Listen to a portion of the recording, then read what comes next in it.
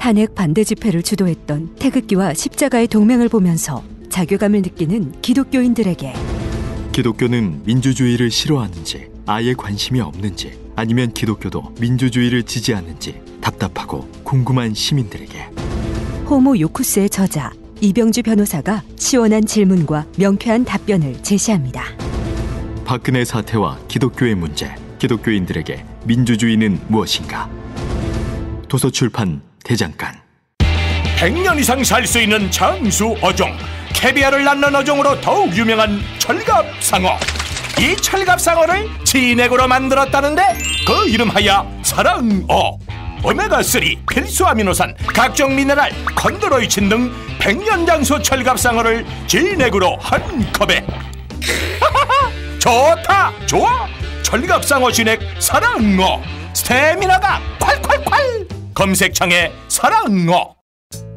건강에 뭘 좀 아는 사람이라면 자, 따라해보세요. 하나 둘셋넷 건강해져라 건강해져라 건강해져라 건강해져라 가족 건강에도 부모님 선물도 건강종합몰 정관장몰.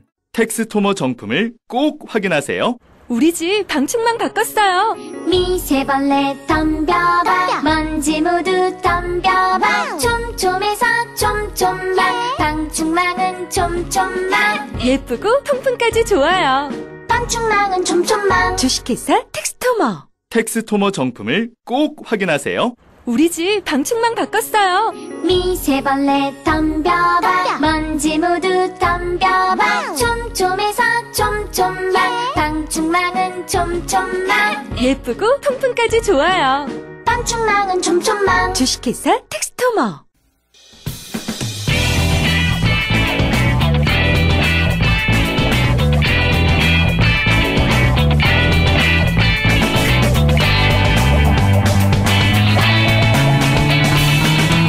김어준의 뉴스공장.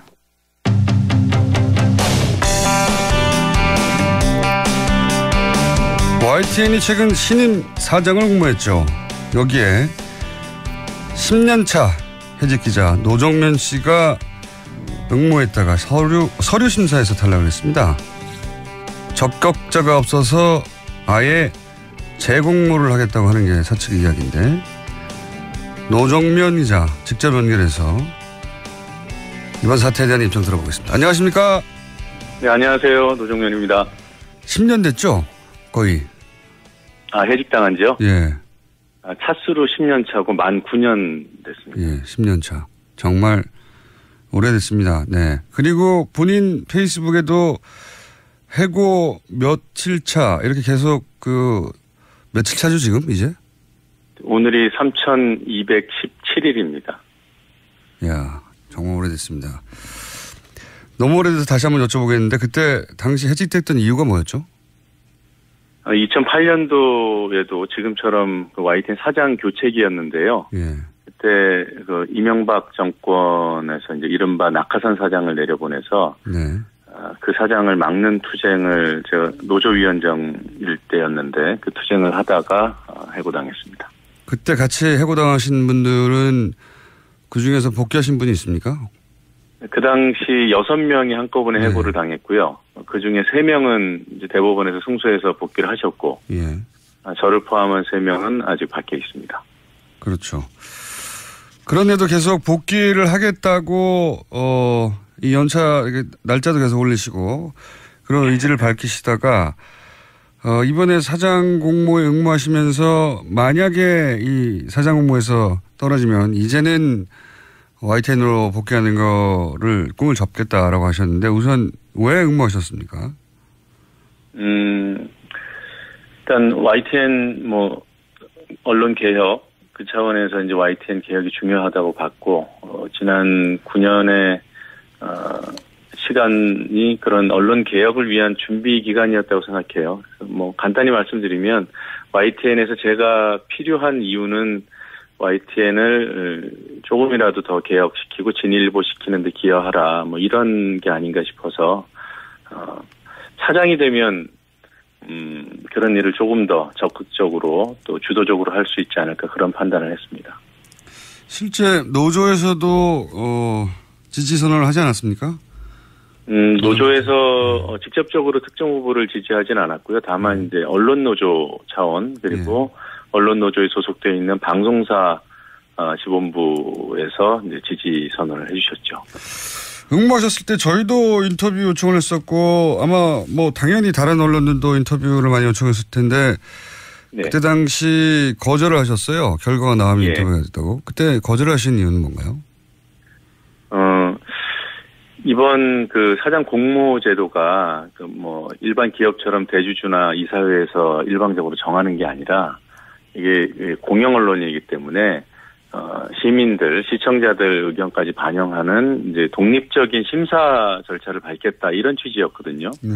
그래서 그 취지대로라면 제가 나름대로는 그래도 많은 분들의 지지도 받고 이래서 남들이 보기에 여론을 막 일으켜서 심사에 영향을 미치려 한다는 오해를 받을 수 있을 것 같다는 판단을 했어요.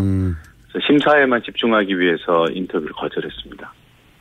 그렇군요. 혹시 일반의 지지를 받아서 심사에서 유리한 국면을 만드는 노력을 한다 이런 이야기를 들을까봐 오히려 인터뷰를 안 하셨다. 네.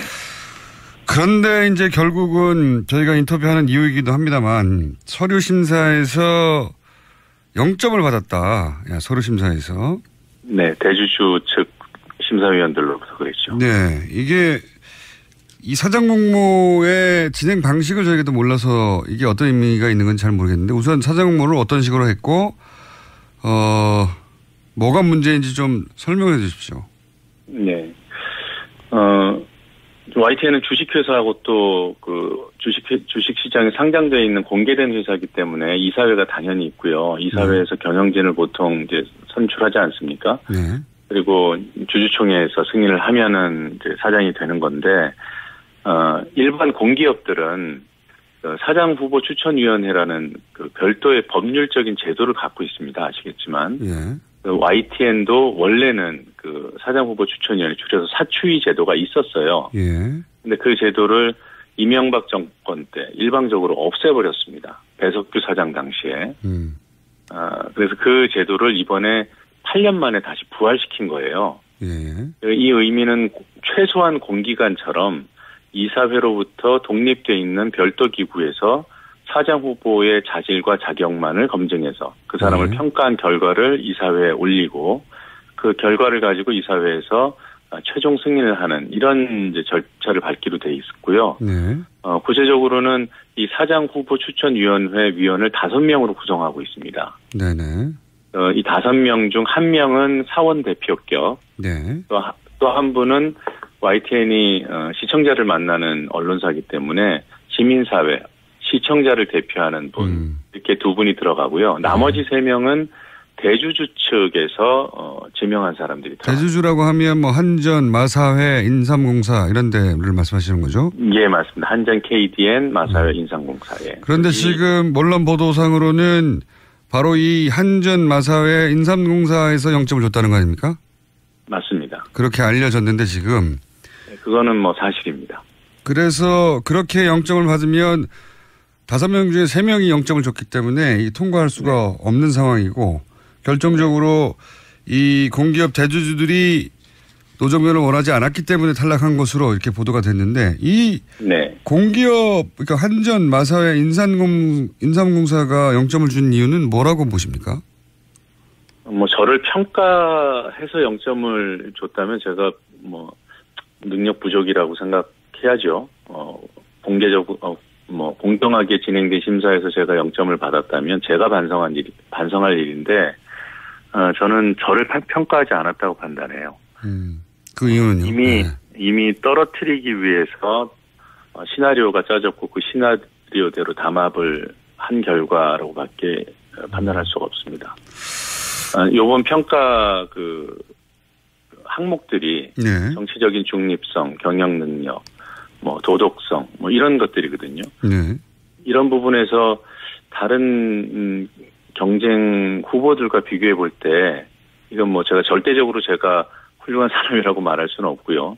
다만 상대적으로 볼 때 그분들보다 0점을 받을 이유까지는 뭐 감히 말씀드리지만 전혀 없습니다. 후보가 총 11명. 1점이라도 나왔다면 제가 탈락하지 않아요. 1점이라도 나오면 탈락할 수 없는 구조인데 0점을 공이 그 대기업에는 공기업 측 추천위원 3명이 똑같이 0점을 줘서 탈락을 시켰고 네. 거기서 이제 이거는 이 공기업 이 추천한 사추위원 3명이 0점을 주도록 사전에 합의된 사항 아니냐 이런 의혹을 지금 가지고 계신 건데 그래서 어제 네네. 근데 그래서 어제 SNS에 이런 글이 올라와 가지고 사람들의 입에 오르내리고 있는데 X에게라고 이렇게 표현했어요. X에게 서류 심사 탈락했다는 문자를 받고 나는 당신이 떠올랐다. 웃고 있을까 안다고 있을까라고 했는데 이 X가 누굽니까? 특정인을 제가 지칭한 건 아니고요. YTN 사내에 존재하는 세력이라고 이해하시면 좋을 것 같습니다. 아하. YTN 언론 개혁 거부 세력 정도로 설명드릴 수 있어요. YTN 내에 노종면 기자님으로 상징되는 그동안의 YTN의 문제점을 개혁하고자 하는 흐름에 반하는 세력이 있다. 네, 분명히 존재합니다. 여기서 X는 특정인일 수도 있지만 하지만 그 사람을 위시한 세력이다. 네. 특정인이기도 하군요. 사람들이 있어야 세력이 되는 거니까 누가 움직였는지 정도는 제가 파악하고 있고요. 다만 그 사람이 혼자 한 일은 아닐 것으로 보는 것이고요. 이분 혹은 이 분들이 0점을 주도록 사전에 이야기한 정황에 대해서 어느 정도 알고 계시군요. 저는 상당히 구체적으로 알고 있습니다. 언제 밝히실 예정입니까? 그걸 저는 이런 구조가 있다는 것 그리고 또 YTN이 그런 세력들을 대상으로 언론 개혁과 관련된 치열한 투쟁을 해야 된다는 점을 강조하고 싶은 것이지 그 사람이 누구다 이거 밝히는 것 그 자체는 큰 의미가 없다고 저는 판단하고요. 정권이 교체됐는데도 그분들이 그럼 내부에서는 그런 힘을 발휘해서 이런 공기업의 추천위원들을 움직였다는 얘기지 않습니까? 그게 가능한가 싶기도 한데. 그게 이제 YTN 내부 사정을 저나 또 안에서 지난 9년을 버틴 저희 동지들처럼 속속들이 외부에서 알기는 어렵습니다.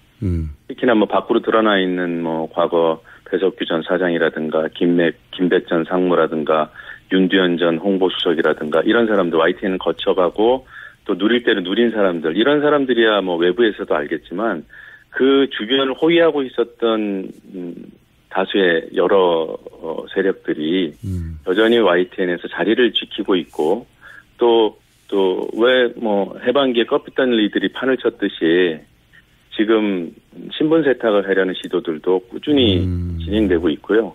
심지어는 이런 세력들이 제가 입후보했을 때 사내에 어떤 그 여론전을 펼쳤냐면 노종면은 청와대에서 안 된다고 했다. 지금 시대에 청와대가 지금 사실 이번 공모 과정에서 중립을 지키려고 노력하고 개입하지 않겠다고 약속하고 이런 점들을 저는 개인적으로 높이 평가합니다만 오히려 그쪽 세력들은 노종면은 청와대가 거부한다.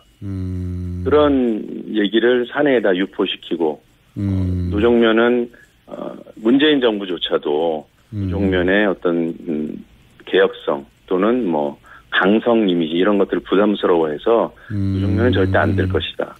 저는 그래서 이 세력들이 대주주에게도 이런 권력을 참칭하지 않았을까 그렇게 판단하고 있습니다. 그렇군요.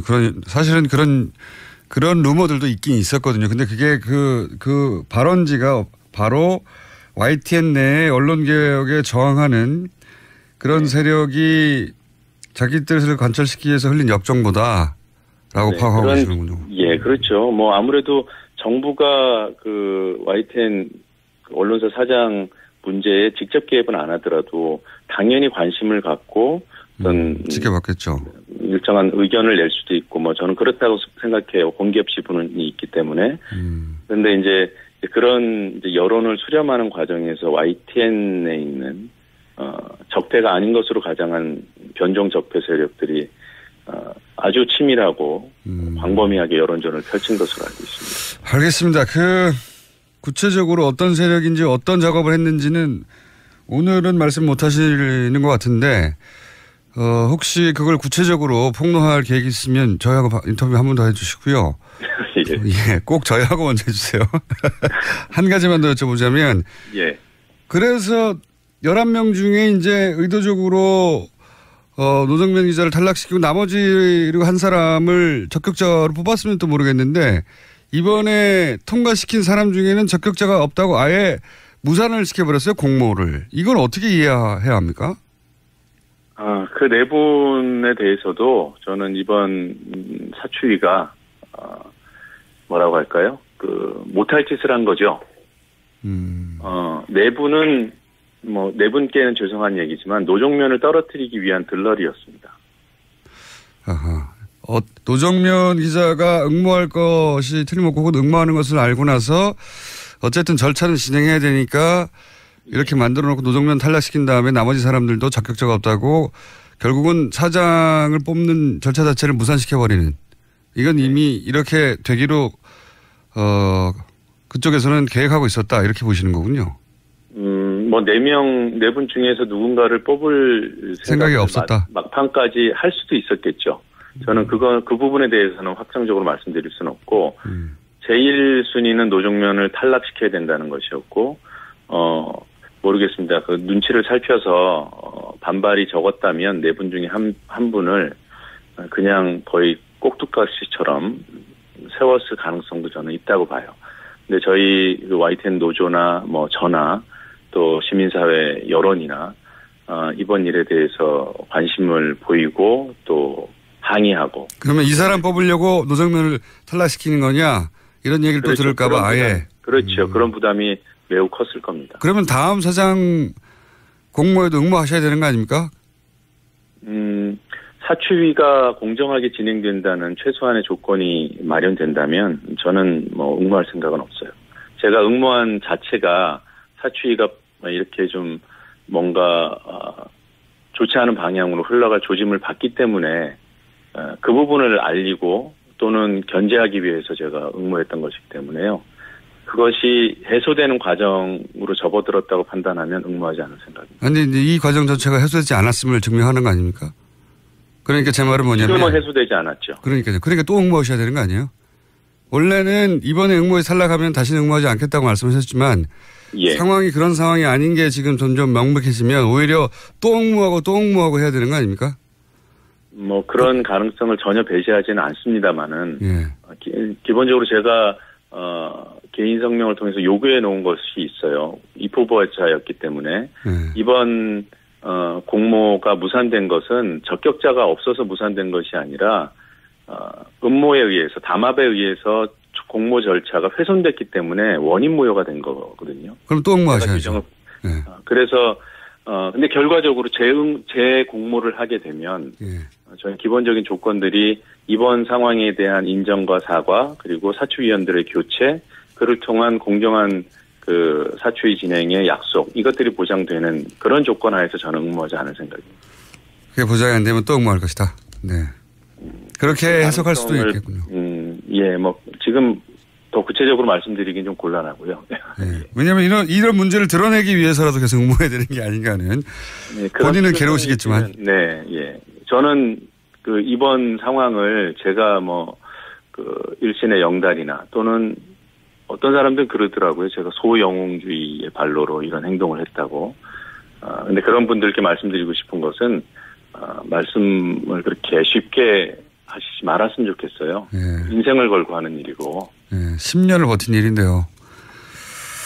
알겠습니다. 오늘은 저희가 여기까지 듣고요. 저희가 계속 부추겨서 한 번 더 나가시는 것으로 결론이 날 때까지 관심을 계속 가지고, 또 혹여 어떻게 구체적으로 이런 일들이 벌어졌는지 말씀하실 결심이 있으시면 다시 한번 연결하도록 하겠습니다. 예, 고맙습니다. 알겠습니다. 오늘 말씀 감사합니다. 네. 지금까지 해직 기자 10년 차 노정면 씨였습니다.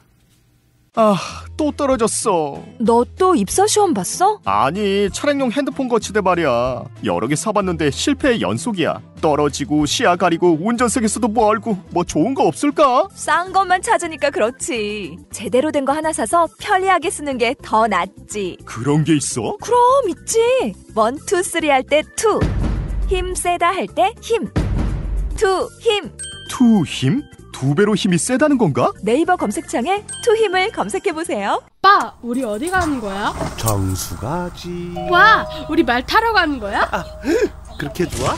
고민하지 말고 장수로 오세요. 온 가족이 즐기는 승마 체험과 국내 최대 규모의 말역사 체험관 등 장수에는 정말 볼 것, 누릴 것들이 넘쳐난답니다.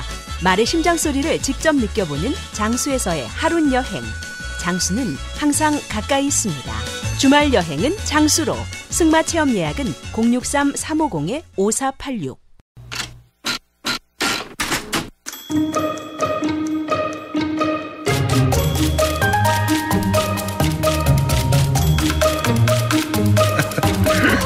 야.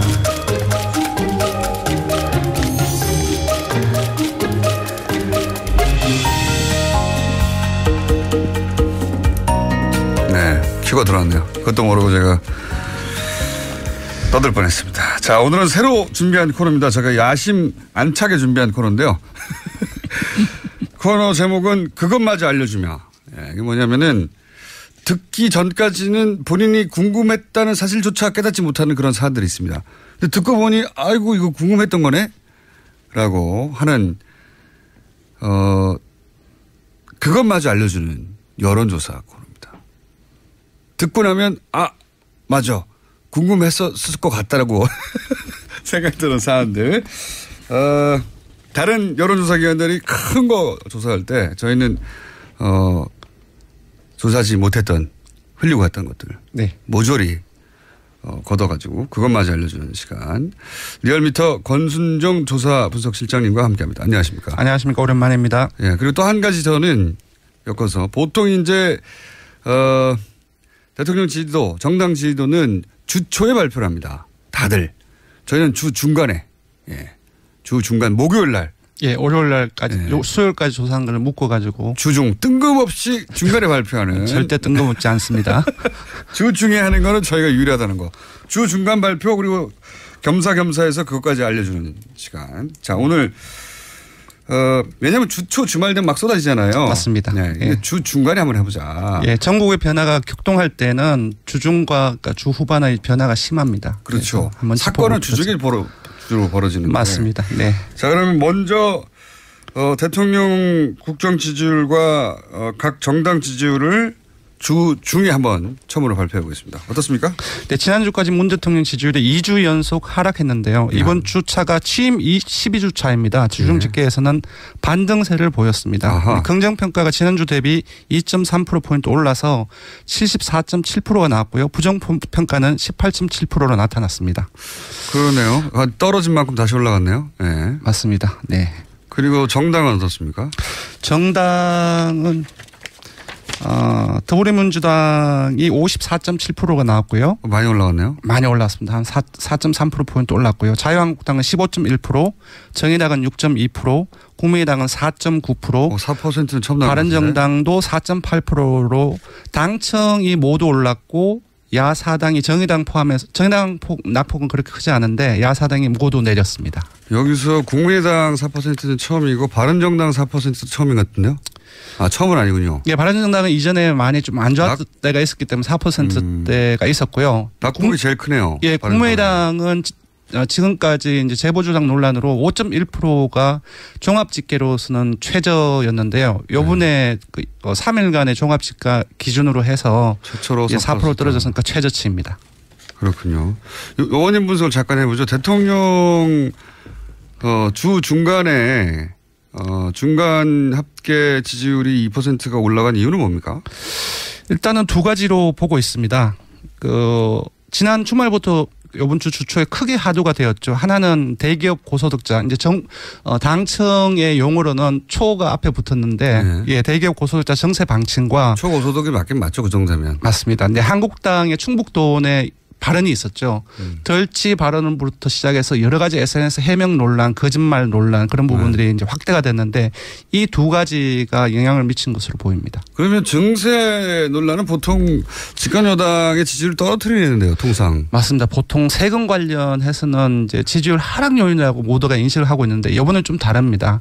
이제 박근혜 정부 때는 여러분 많이 기억하실 겁니다. 연말정산 세금 폭탄 기억하시죠? 그때 난리 났었죠. 예, 그리고 담배값 인상. 그때도 난리 났었고요. 예, 저도 담배를 피우는데 엄청나게 저도 조금 욱했던 적이 있었거든요. 한꺼번에 500원도 아니고 2,000원 올라왔잖아요. 예. 유례가 없는. 그때는 사실상 지지율 하락 요인이 크게 작용을 했고요. 이번엔 조금 다른데요. 그 이유는 제가 보기에는 기존 같은 경우는 서민들한테 부담을 지우는 것이었는데 간접세의 성격이 많이 많았기 때문에 이번 주 같은 경우는 물론 이제 그 당청에서의 프레임을 동화한 부분들이 있기는 있지만 좀 아주 잘 사는 대기업과 고소득자에게 한정된 정서로 국민들이 인식을 하고 있다는 거. 왜냐하면은 이 5억 이상 얘기를 듣다 보면 5억 이상 소득자들이 불만이 있을 수 있어요. 2% 올랐다 하더라도 왜 우리한테만 하느냐. 그렇지만 그 얘기를 들은 5억이 소득이 안 되는 분들은 나 그 세금 낼 테니까 5억 벌게 해줬으면 좋겠다 이렇게 생각하거든요. 예, 이건 조사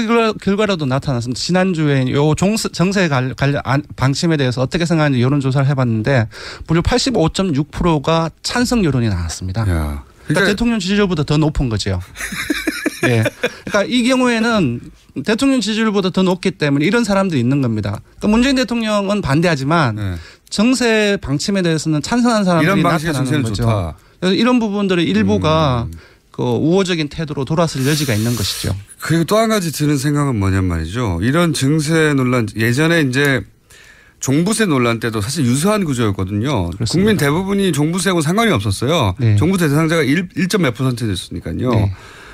그러니까 나머지 98%는 찬성해야 되는데 당시에는 그 보수 매체들이 그 세금 폭탄이라고 일반인들은 상관이 없는데도 불구하고 그런 프레임을 공격해서 먹혔어요. 그때는. 지금도 프레임 전쟁이 정말 거대하게 일어나고 있는데. 안 먹혀요 이번에는.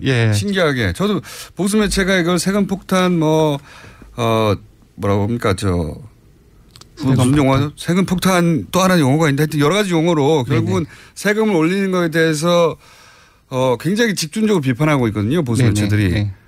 표적 증세. 그런데 안 먹히고 있네요. 근데 안 먹힐 것이다라고 단정하기는 조금 이런 측면이 있습니다. 왜냐하면 어제 그 이재명 성남시장이 이제 부자 정세에 이어서 서민 감세해야 된다. 이게 또 치고 나오셨어요. 서민 감세는 지금 또 자유한국당의 프레임인데. 예, 또 그리고 이제 정치권 일부에서는 이제 사실상 이제 공약을 실현하기 위해서는 예산이 많아야 되는데 그래서 중산층 일부까지도 정세를 해야 된다는. 그러니까 좀 상충하는 여러 가지 정세 방향성이 좀 많이 나오고 있기 때문에 알겠습니다. 조금 봐야 될 것 같습니다. 일단 지지율이 대통령과 집권 여당이 지지율이 반등을 했고 그게 첫 번째고 나머지 야당들은 하락했는데 낙폭이 가장 큰 것은 바른정당입니다. 국민의당 그러니까 우선 정의당은 낙폭이 적고 한국당도 낙폭이 그렇게 크진 않기 때문에 0.9%포인트입니다. 국민의당이 4%대 이하로 내려간 이유 그리고 바른정당이 낙폭이 큰 이유 이 두 가지는 어떻게 보십니까?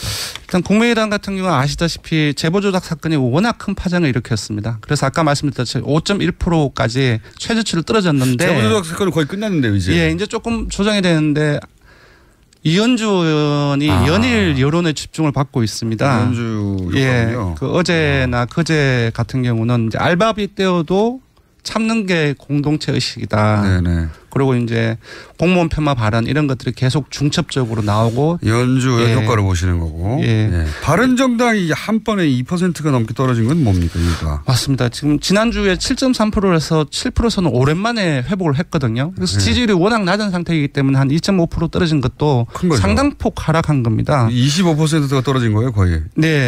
그래서 제가 보기에는 이번에 그 정세에 대한 부분들과 관련돼서 보입니다. 그러니까 이번 주 초 그 이혜원 대표가 정세를 하기 전에 이제 반대까지는 아닌데 정세를 하기 전에 안 한다고 했으니까 대선 과정에서 하기 전에 문 대통령이 사과해야 된다라는 부분들을 강하게 치고 나왔고 이 부분이 생각보다 상당히 많이 언론을 통해서 많이 부각이 되었습니다. 그러니까 아까 말씀드렸다시피 증세를 반대하는 포지션으로 메시지가 전달됐군요. 예, 그래서 아까 말씀드렸다시피 거의 국민 한 86% 정도가 이번 방침에 대해서 찬성을 하는데 좀 이렇게 대립각이 좀 반대로 나왔기 때문에 메시지를 자세히 들여다보면 정확하게 반대한 건 아닌데 네. 기사 제목만 보고 지나간 경우도 많거든요. 네, 근데 기사 제목은 증세에 반대하는 메시지로 포지션이 됐다 보니까 맞습니다. 지금 86%가 찬성하는 여론에서 반하는 발언이 됐다. 네네. 아하. 자, 시간이 벌써 거의 다 됐네요. 야, 현안조사 현안조사 해야 되는데. 자, 현안조사 원래 이거 하려고 만든 코너거든요. 현안조사. 그것마저 알려주마. 네. 오늘 첫 번째 아이템은 뭐냐면 뭡니까? 박근혜 전 대통령 1심 선고 재판 생중계가 허용될 수 있는 쪽으로 대법원이 결정을 했는데요. 그걸 찬반하는지 찬성하는지 반대하는지. 이게 대법원에서 판사들은 한 60% 중반 정도로 생중계해야 된다고 판사들은 판단했는데 일반인들은 어떻게 판단하느냐 생중계를. 예. 그걸 일반인한테 물어봤습니다. 그랬더니 예. 찬성 의견이 66.8%로 10명 중 7명 가까이 찬성을 했고요. 반대는 27.2%입니다. 이건 판사들의 판단하고 비슷하네요. 네. 구체적으로 봐도 대구 경북을 포함해서 거의 모든 지역하고 연령, 정당 지지층. 그러니까 자유한국당 지지층만 반대가 75.6%입니다. 그래서 거의 이념상에서 찬성한다는 대부분으로 나타났습니다. 자유한국당 지지층은 70% 중반대가 반대하고 네. 나머지 모든 지역, 모든 연령, 모든 지지층, 정당 지지층, 네, 자유한국당 제외하고 네. 모든 이념 성향에서 자유한국당 지지층을 제외하고는 다 생중계 찬성하는 의견이 높다. 네. 네. 판사들과 일반 국민들의 여론이 거의 똑같네요. 비슷하네요. 예. 자, 오늘 여기까지 하고 조사 기여 말씀해 주시고 첫 번째 시간을 마치도록 하겠습니다. 네, 정례조사 조사 개요를 말씀드리겠습니다. 이번 조사는 TBS 의뢰로 24일부터 26일까지 3일간 조사를 했고요.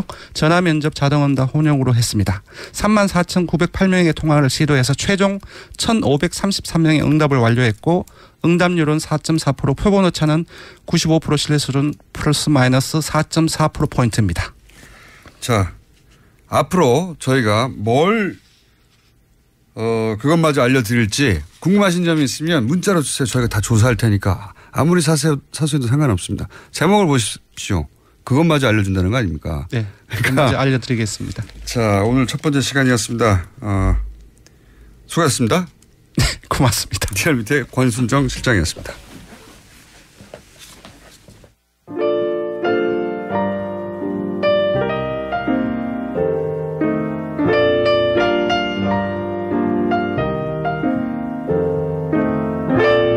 자, 불친절한 AS 노정면 기자님이 나오시니까 오랜만에 정통 시사 같네요. 그동안도 정통 시사였습니다. 저희 아이템 보세요. 짱짱한 정통 시사예요.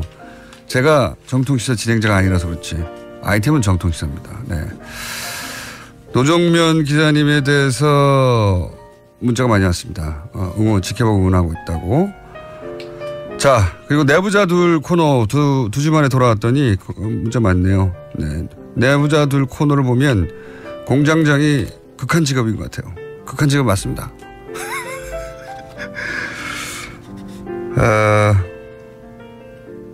고기 작업을 해서 장갑을 끼고 일하는데 장갑 빼기 싫어서 그동안 문자를 안 보내다가 시사 요정이란 말에 욱해서 문자를.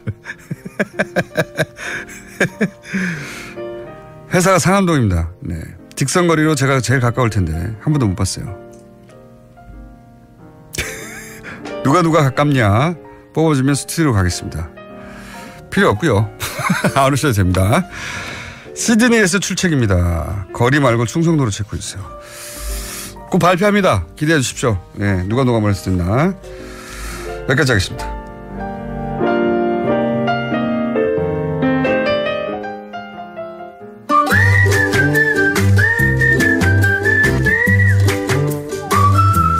도시건축과 김재림 박사님 나오셨습니다. 안녕하십니까. 네, 두 가지 불만.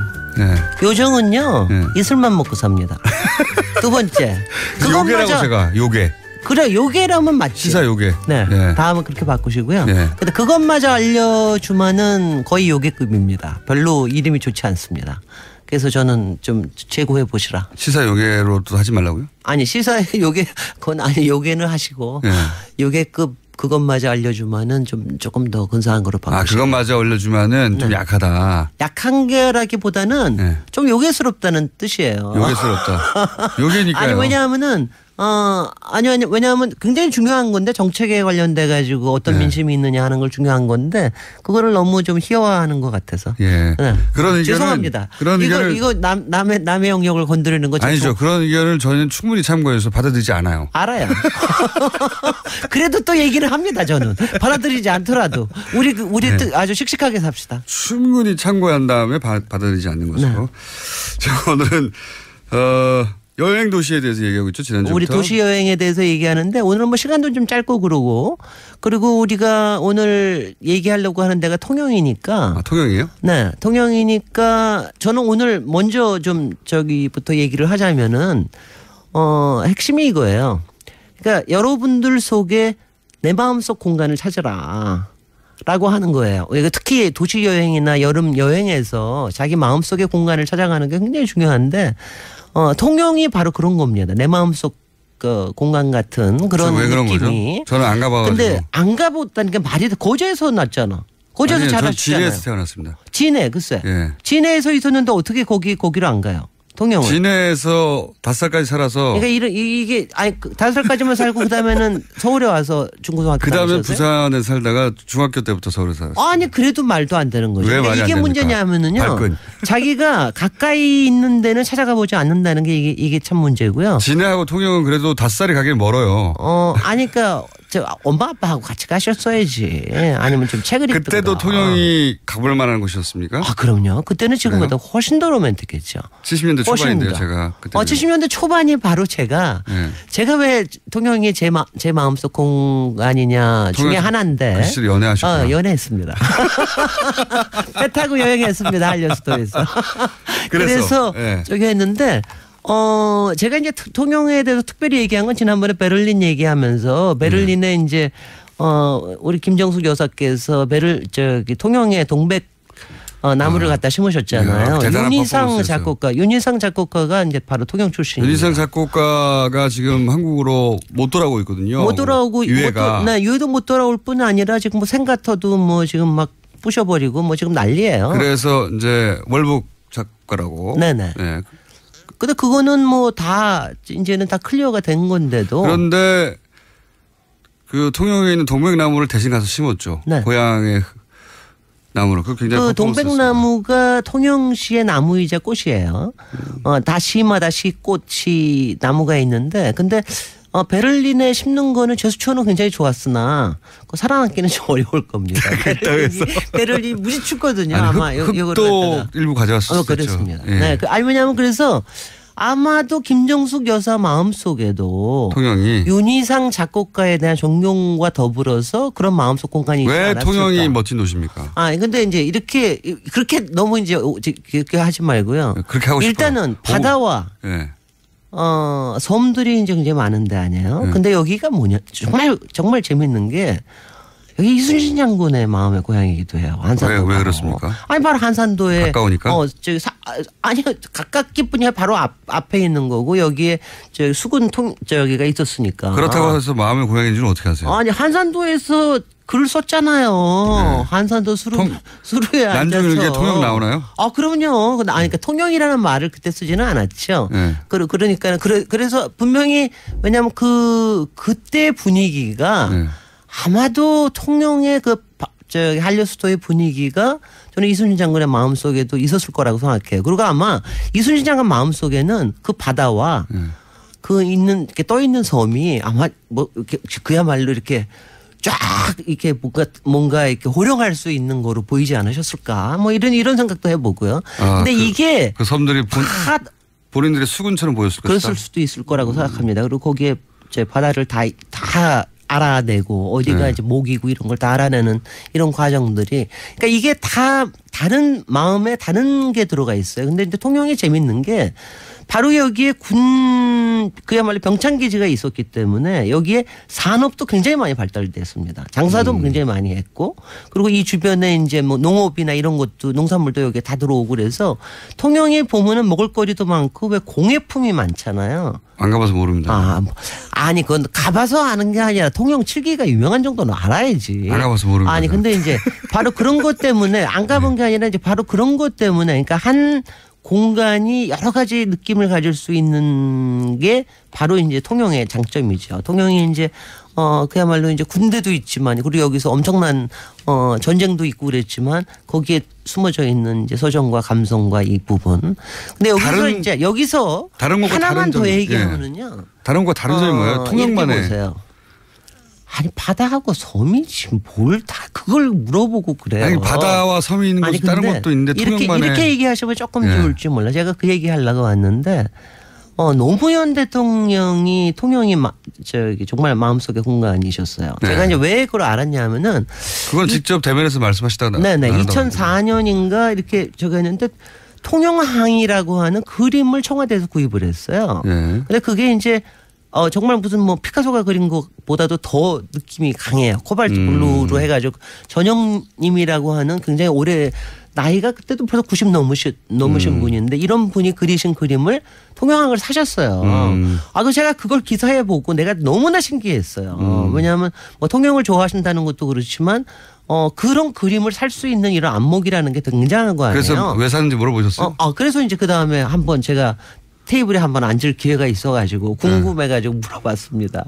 한번 물어봤다가 한 30분쯤 묶여가지고 말이 많은 분이니까 통영이 왜 내 마음속 공간인가라고 하는 얘기를 노무현 대통령이 통영에 대해서 어쩌다가 마음에 훅 들어왔는지를 30분 동안 설명하셨다고요? 30분 동안 설명을 하시고 지금도 가면은 왜냐하면 통영에 가면 요약하면 무슨 얘기인가요? 가슴이 벌렁 아니 뭐냐면 이거예요. 지금도 이제 가보실 수가 있습니다. 지금도 이제 거기 다라공원이라는 데를 가시면은 거기 가면은 이제 앞에 미륵산 보이고 그리고 섬들이 떠 있는 게 보이고 여기에 저녁 노을이 싹 저기 들 때 그럴 때 가보시면 이게 들어옵니다. 그리고 다시 연애도 해보시든가 뭐 하든가 뭐 그런데 마음이 훅 바로 들어온다고요? 그게 그러니까 이제 그 노무현 대통령 마음속에 그 미륵산 왜냐면 거기 가셔서 미륵산과 그걸 보면은 그러니까 가슴이 뛰기도 하고 가슴에 그동안 있었던 것이 쫙 가라앉기도 하고 이제 그런 얘기를 하시더라고요. 근데 저는 그때 그래서 제가 노무현 대통령께 반한 순간 중에 하나였습니다. 왜요? 왜냐하면요. 우리 김어준 공장장께는 반할 수가 없는 게 자기가 좋아하는 내 마음속 공간이 없는 사람은요. 왜 없다고 생각하세요? 많은데 저도. 있겠죠. 그러니까 그건 나중에 얘기합시다. 내 마음속 공간을 가지고 있는 사람이 그 공간에 대해서 얘기하는 거의 깊이라는 거는요. 굉장히 다릅니다. 그래서 자기가 왜 그 공간을 마음에 담았는지 설명하는데 많아졌다고요? 윤희상 선생님이 그 앞에서 자기 고향에서 통영 앞바다에 그 양반이 얘기한 건 딴 것도 아니에요. 그냥 바닷물이 철썩되는 파도 소리만도 죽겠는 거예요. 말하자면은 이제 그런 얘기를 하실 수 있는 거.